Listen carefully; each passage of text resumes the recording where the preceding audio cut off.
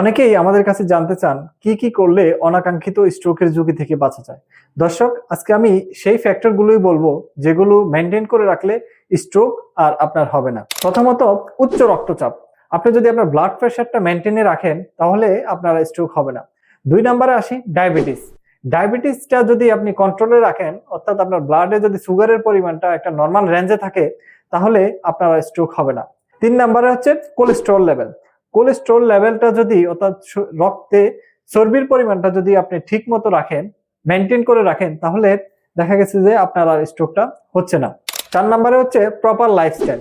লাইফস্টাইলের মধ্যে regular exercise করা, healthy diet maintain করা এবং ধূমপান থেকে নিজেকে দূরে রাখা। দর্শক, এই ফ্যাক্টরগুলো যদি আপনি মেনটেন করে রাখেন, আপনার অনাকাঙ্ক্ষিত স্ট্রোকের ঝুঁকি অনেকটাই কমে যাবে। ধন্যবাদ সবাইকে।